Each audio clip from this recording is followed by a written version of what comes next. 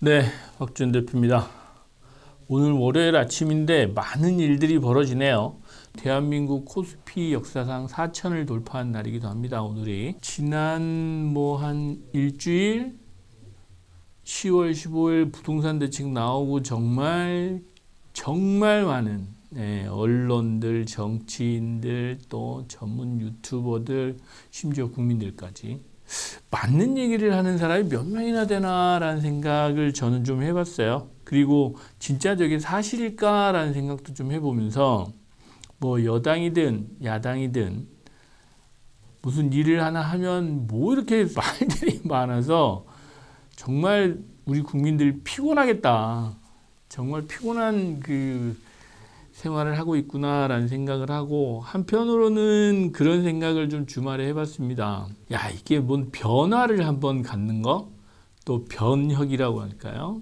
혁신을 한번 하는 게 이렇게 어려운가라는 생각도 저는 해봤어요.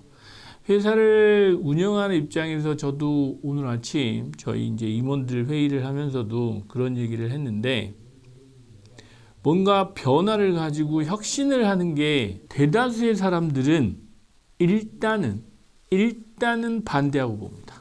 그런 것 같아요. 제 느낌은 그렇습니다. 뭔가 좀 힘이 있어서 끌고 가는 사람이 분명히 있어야 되겠다. 지금 이렇게 가다가는 정말 같이 침몰하겠다라는 생각도 들고, 또 한편으로 제가 우려가 됐던 게 하나 있어요. 지금처럼 언론도 반으로 쪼개져 있고 국민들도 이렇게 여론이 반으로 좀 나뉘어 있고, 그런데 일반 국민들은 내가 또 다른 사람들 내 비교해서, 이 비교해서가 중요합니다. 비교해서 또 뒤처질까 봐 걱정하면서 또 남들 쫓아가느라고 걱정하고 잠 못 들면서 겪는 고통들 많잖아요. 영끌족부터 시작해서 이런 분들의 삶을 보면 참 고단하게 살고 있구나라는 생각을 해요. 오늘은 약간 철학자 같은 얘기를 합니다. 그런데 제가 이제 이렇게 서두를 길게 말씀드린 이유가 뭐냐면,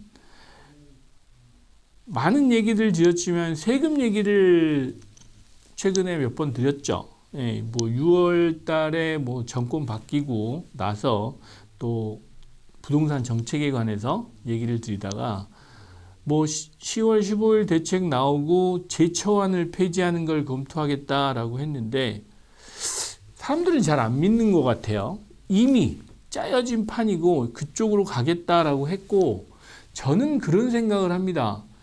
지금의 대통령, 저 이재명 대통령은 센 사람이라는 얘기를 제가 말씀드렸잖아요. 지방선거가 끝나고 나면 다 바꿀 겁니다. 물론 오늘 아침에 이런 또 신문들 기사를 보니까 부동산 관련해서 세제 개편을 하려면 지방세법까지 개정을 해야 된다고 그래요. 예를 들면 그렇겠죠. 종부세는 국세인데 국세를 없애려고 하면, 또 재산세를 국세에 일부러 포함하려고 하면 세법 개정안에 나와야 되겠죠. 종합적으로 아마 많이 바꿀 겁니다.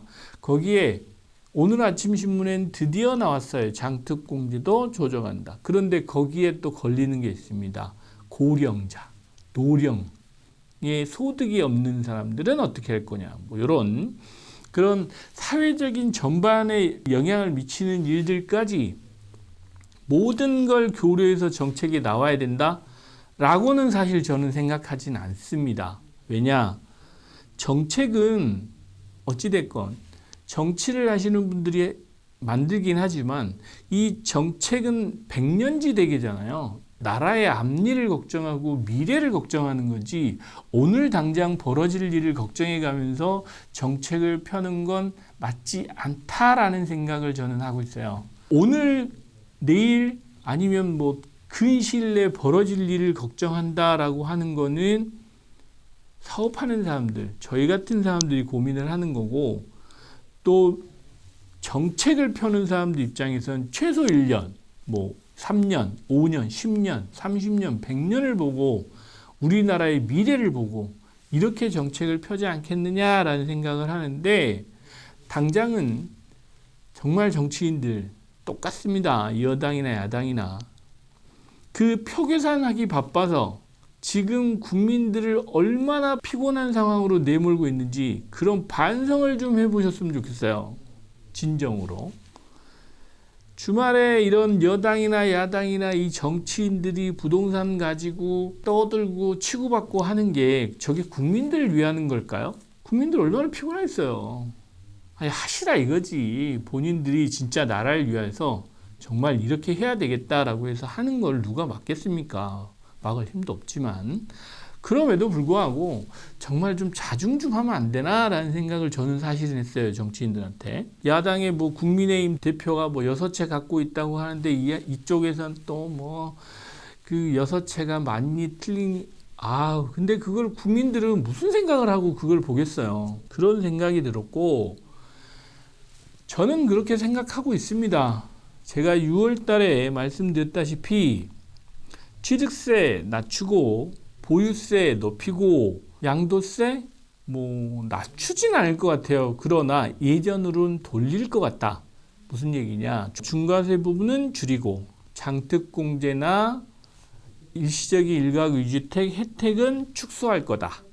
라는 게 부동산 관련한 세제의 핵심 아닐까라는 생각을 하고 있어요.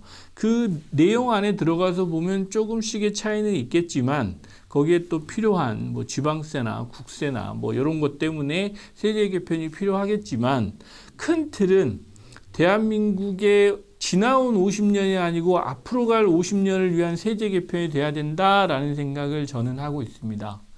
그게 누가 맞을지는 사실 잘 몰라요. 그럼에도 불구하고 많은 사람들이 보유세 관련한 개편, 또 부동산 거래세 관련한 개편 얘기는 계속 했었습니다. 그리고 또 하나, 종합부동산세나 재건축 초과이익 환수제 같은 이런 복잡한 세금 자체는 없어지는 게 맞다라는 의견이에요, 저는. 그래서 그런 것들마저도 종합적으로 좀 정리가 돼서 세제를 개편해 놓고, 자, 방향은 정했잖아요. 그러면 뭐가 나왔냐? 공급이 나왔겠죠. 공급은 아주 간단한데 여당이나 야당이나 좀 합심해서 정치적으로 잘 해결하시면 좋으련만, 용산에 우리 지금 국제 업무지구입니다. 그게 영종률 1000%니까 뭐 요즘에 서울대 교수님도 나와서 말씀하시더라고요. 저도 이제 몇 번 말씀드린 적이 있는데 거기가 15만 평인데 영종률 1000%면 150만 평입니다. 150만 평인데 뭐 전용 면적 20평을 계산하면 한 7만 5천 가구인가요? 예, 그 정도 나옵니다. 어마어마한 물량이에요. 그거 일부 청년들, 우리 젊은 세대들한테 한 10년 분양전환 아파트로 분양하고 나머지 비싼 아파트로 분양하시면 됩니다. 그러면 공급 문제 2, 3년은 해결될 문제 아닌가요? 저 서울 의료원 부지 삼성동 땅이 있잖아요. 그거 왜 놀리는데요? 아니, 그런 좋은 땅들 국민들이 좀 살면 안 되나? 왜 그걸 업무지구를 만들어가지고, 저는 업무지구 만드는 거 반대합니다. 정확하게 말씀드립니다. 국제 업무지구 포함 저기 삼표 레미콘 부지 업무지구 들어오는 거, 그 다음에 서울 의료원 부지 업무지구 이런 거 들어오는 거 저는 반대해요. 왜냐? 산업 환경도 바뀌었고 우리나라 대기업들도 지금 해외로 나가고 있는 이런 참에, 거기에 오프라인 상권 다 주고 가지고 일반 업무시설 포함 근생시설이 과포화 상태입니다. 거기에 세운상가 포함해서 계속해서 업무지구는 개발되고 있습니다. 현재도 서울역도 마찬가지고요. 서울역도 한화에서 지금 짓고 있는 거 있잖아요. 그런 업무지구 개발은 계속 이루어지고 있어요. 여의도도 마찬가지잖아요. 업무지구는 계속 늘고 있습니다. 충분합니다. 굳이 그 좋은 땅들이 국민이 좀 편하게 좋은 입지에서 살 수 있게 만들어주는 것도 필요하다라는 생각을 저는 가지고 있어요. 왜 그 좋은 땅에다 꼭 사무실을 지어야 되냐고요. 업무실은 안 지어도 됩니다. 국민들 좀 살게 하면 되지. 왜 용산공원도 있고 한데 그 용산공원을 국민들이 살면 안 되는 건가요? 저는 그렇게 생각해요. 그래서 연간으로 따지면 서울 시내 3만 가구 정도만 공급해도 부족하지 않다고 해요. 평균으로 따지면. 그러면 용산 업무지구에 7만 5천 가구 좀 평수 줄여가지고 8만 가구, 9만 가구 지으면 3년치가 나오는데 그 사이에 재건축, 재개발하는 지구들 빨리빨리 공급해서 서울에 좀 노후화된 이 도시가 좀 건강하게 새 아파트들이 많은 새 주거시설로 탈바꿈하면 좋잖아요. 그런 대책들 세우면 간단한 문제인데 왜 이게 정치적으로 못 풀어내는지를 잘 모르겠어요. 저는 그렇게 생각해요. 태릉 골프장도 그렇죠. 태릉 골프장을 왜 주민들이 반대하겠어요?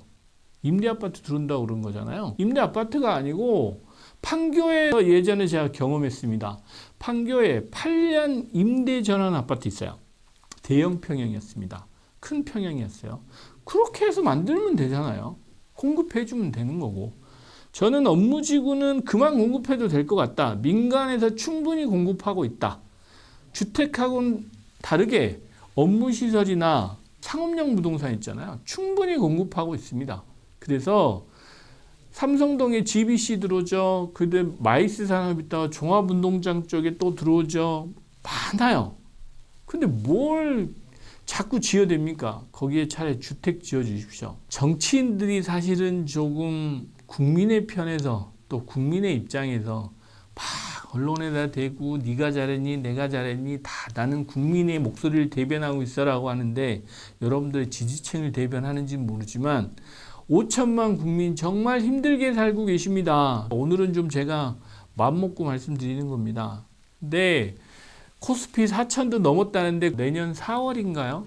채권지수 편입한다고 그래서 75조 원 정도 들어오는 효과가 있다고 언론에서 발표를 하더라고요. 미리미리 들어오는 거 아닐까요? 그런 생각도 들고 또 외국계 자금이 그렇게 많이 들어온다고 하잖아요. 미국계하고 뭐 유럽계 자금이라고 하는데 지금 환율을 보십시오. 외국인들이 당연히 들어오겠죠. 그렇지 않아요? 지금 1,430원 이걸 넘어가고 이러고 있는데 외국인들 입장에서는 땅 짓고 헤엄치게 하는 거 아닐까요? 거꾸로 우리나라 개인 투자자들은 전부 해외로 투자하고 있어서 환율이 계속 오른다지 않습니까? 근데 정치인들은 집 개수 세고 앉았고 또 한쪽에서는 잘했네 못했네 하고 앉았고 이게 아닌 것 같죠? 예, 정권이 바뀌었으면 조금 정치인들도 이제는 달리 좀 마음가짐을 해주셔서 국민의 입장에서 여러분들이 한마디 한마디를 국민이 들으면서 어떤 생각으로 얼마나 힘들고 피곤할지를 좀 고민해 주셨으면 좋겠다라는 생각이 들었어요. 오늘 좋은 날입니다. 네, 코스피 4천도 넘고 그 부동산 관련해서는 세제 개편을 좀 천천히 민주당 쪽에서는 얘기하고 싶었겠지만 지난 10월, 15월 부동산 대책 때문에 어쩔 수 없이 하나씩 패를 내놓고 있는 것 같아요. 근데 어차피 그거 바로 시행 안 됩니다. 여러분들도 거기에 흔들리실 필요 별로 없어요. 뭐 제초안도 폐지하고 종부세도 폐지하고 뭐 보유세 올린다는 건 알고 계실 거고 거래세 낮추고 뭐 거래세 낮추면 또 지방에서 또 뭐라고 한다고 그러더라고요. 왜냐하면 세수가 줄어서. 근데 그거는 사실 언론에서 표현하기 나름인 것 같아요. 거래세가 낮아져서 거래가 활성화되면 뭐 조금 낮춰서 20% 낮췄는데 20% 거래가 늘어나면 오히려 더 많은 거 아닌가요? 뭐 그렇게 생각하면 되는 거죠. 그래서 여러분들한테 누차 말씀드리고 있습니다. 이런 혼란스러운 시기에는 여러분들의 생각을 정확하게 잡고 바로 잡고 가시는 것도 중요합니다. 방향이 오르면 시간이 해결해 줍니다. 너무 걱정 안 하셔도 됩니다. 너무 사람들의 의견에 휘둘리지 마시고 오늘은 정말 유튜브 보지 마시라는 얘기를 하고 싶었어요. 정말 뉴스도 볼 게 없더라고요. 뉴스 정말 많이 나오는데 정치인들 기사 이번 주는 에이펙 주간이죠. 에이펙 국제 그 회의가 열리는 주간인데 어수선해요. 근데 국민들한테 직접적으로 무슨 혜택이 있고 또 영향이 있을지 모르겠어요. 차라리 이럴 때 나한테 도움이 될 수 있는 책을 한 권씩 읽으시는 게 훨씬 도움이 될 것 같습니다. 네, 이번 한 주도 행복한 한 주 되시고 환절기입니다. 건강 조심하시기 바랍니다. 제가 오늘은 좀 따뜻한 세타를 입었습니다. 네, 겨울이 시작된 것 같습니다. 투자 시장은 지금 뜨거운데 날씨는 이제 사계절 중에 마지막 계절인 겨울의 시작에 들어선 것 같습니다. 건강 조심하시기 바랍니다. 감사합니다.